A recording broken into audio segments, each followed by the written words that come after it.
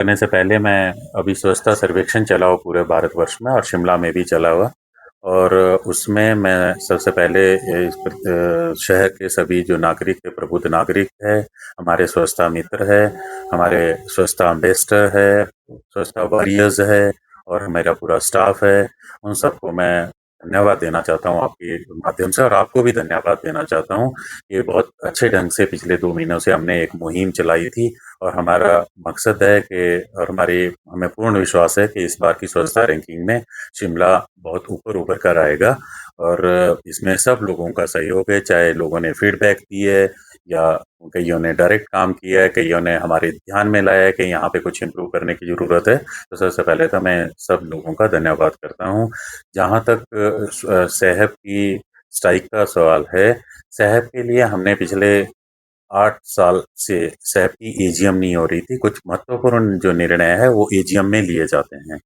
अडॉकिज्म में governing body ने कुछ डिसीजन लिए थे जिसमें लिखा था कि उसको बाद में रेगुलाइज कराएंगे एजीएम से, क्योंकि एजीएम नहीं हो पाई इतने वर्षों से विभिन्न कारणों से, तो उस वजह से वो डिसीजन रेगुलाइज भी नहीं हुए थे। हमने पूरा पूरा 8 वर्षों का जो लेखा जोखा था, उसकी बैलेंस शीट से लेकर उसकी ऑडिट करवाने तक, ये हम पिछले 2 वर्षों से काम कर रहे थे। और अभी इतने वर्षों के बाद एजीएम हुई है। उस एजीएम में बहुत महत्वपूर्ण डिसीजन लिए गए थे सैप कर्मचारियों या आउटसोर्स में जो सैप कर्मचारी थे उनके फेवर में।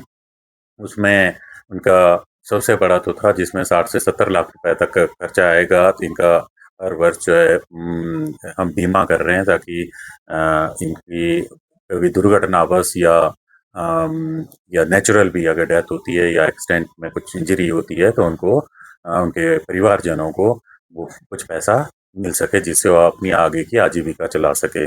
उसके अलावा जो चेंजिंग रूम से लेकर इनकी जो छोटी छोटी सारी डिमांड्स थी, आउटसोर्स में जो लोग थे शहर में, उनको शहर में ही मर्ज करने की बहुत बड़ी, बहुत वर्षों से डिमांड थी।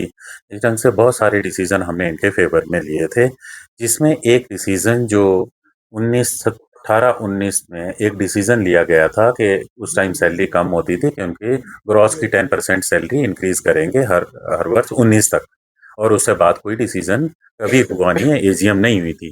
तो उसको भी हम रेगुलाइज करने के लिए और आगे कितनी देनी है उसको भी एजीएम में ले गए थे। एजीएम में और हिमाचल प्रदेश सरकार के जो फाइनेंस डिपार्टमेंट की जो रिकमेंडेशंस थी उसके हिसाब से ये निर्णय लिया गया कि इनका जो सैलरी इंक्रीज है उसको प्राइस इंडेक्स के साथ जोड़ा जाए, यानी कि डीए के साथ जोड़ा जाए। जैसे सरकारी कर्मचारियों का डीए बढ़ता है, इनका भी डीए जितनी भी बार साल में बढ़ेगा तो इनका भी बढ़ाया जाए, क्योंकि एक लॉजिकल वो पैरिटी लाना जरूरी था बाकी सोसाइटीज में, बाकी डिपार्टमेंट्स में और इनके साथ। तो इसमें ये डिसीजन जो है इसके अगेंस्ट ये लोग स्ट्राइक में जाना चाह रहे थे। इनका कहना है कि हमें प्राइस इंडेक्स से नहीं जोड़ें, हमारे डीए से नहीं जोड़ें, हमें आउटराइटली हमारी ग्रॉस पे 10% इंक्रीज दी जाए।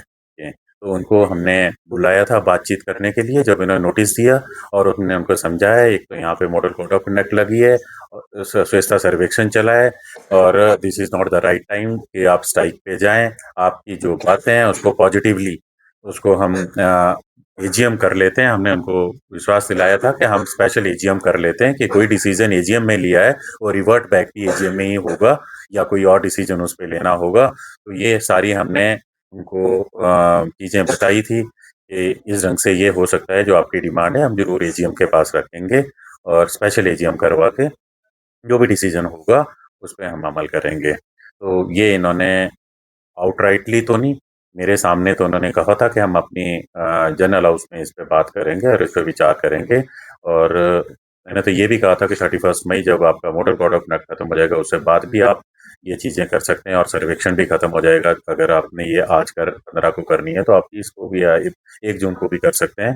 पर उन्होंने डिसीजन या पिछले कल जो लिया वो अखबारों के माध्यम से, और जो ये कंप्लेंट्स कोई घर में बांट रहे हैं इनके माध्यम से इन्होंने ये पता चला है कि ये स्ट्राइक पे जा रहे हैं। हालांकि मेरी शाम को फिर बात हुई है उनसे और आज इन्होंने बताना है गवर्नमेंट को कि वो जा रहे हैं कि नहीं जा रहे हैं। तो अगर वो जा रहे हैं तो हम अपना जो अरेंजमेंट होता है, क्योंकि शहर को की जो सफाई व्यवस्था है उसको ठप तो नहीं होने देंगे। तो जो हमारा प्लान बी बनता है, वो हम प्लान बी बना रहे हैं। उसमें हमने उनको ये भी बताया कि आप एसेंशियल सर्विसेज में आते हैं और आप स्ट्राइक में वैसे भी नहीं जा सकते, तो उसमें हम एस्मा लगा रहे हैं इनके ऊपर। और जो स्ट्राइक पे जाएगा तो उसी ढंग से एस्मा के में जैसे कार्रवाई होती है वो हम कार्रवाई करेंगे। और जो अल्टरनेट अरेंजमेंट है उस पे हम आज बैठ रहे हैं और आज का अल्टरनेट अरेंजमेंट पे काम हो जाएगा। पर मेरी आपके माध्यम से अभी भी इनसे ये अपील है कि जो जो ये मुद्दा है उस पे कभी भी चर्चा हो सकती है, एजीएम में चर्चा होगी, हम उसके लिए तैयार है, पॉजिटिव है। और इनको शहर में स्वच्छता सर्वेक्षण तो एक चीज़ है, पर शहर में भी सफाई व्यवस्था ठप ना हो, उसको देखते हुए उनको स्ट्राइक पे नहीं जाना चाहिए, क्योंकि ये कंटेम्प्ट ऑफ कोर्ट भी है। उनको एक सीडब्ल्यूपी 278/2017 में माननीय हाई कोर्ट ने उनको आगाह किया था कि आप लोग स्ट्राइक पे नहीं जाएंगे, अगर आप स्ट्राइक पे गए तो उसको कंटेम्प्ट ऑफ कोर्ट माना जाएगा। तो हम उस दिशा में भी हाई कोर्ट के समक्ष भी ये मामला ले जाना चाह रहे हैं। और पर मेरा एक और जो अगर ये जाते हैं तो मेरा इस शहर की जनता से अनुरोध है, अपील भी है कि हम अरेंजमेंट कर रहे हैं कूड़े को उठाने का। थोड़ी बहुत प्रॉब्लम्स आएगी, हो सकता है अभी आपका कूड़ा हम अपने आपके घर से उठा रहे हैं, अभी हो सकता है हम पिकअप पॉइंट बनाएं। जब तक अल्टरनेट पूरा प्रॉपर अरेंजमेंट नहीं हो जाता तो उस वार्ड में 4-4 5-5 पिकअप पॉइंट बनाएंगे। उन पॉइंट्स तक आप अपना कूड़ा डाल दें, वहां से हम उठाने की व्यवस्था करेंगे। हम मेरी प्रदेश के जो सिटीजन है, जागरूक नागरिक है, उनसे भी अपील और अनुरोध है एक बार और कि आप साथ दें, हम इस समस्या का समाधान जल्दी निकाल।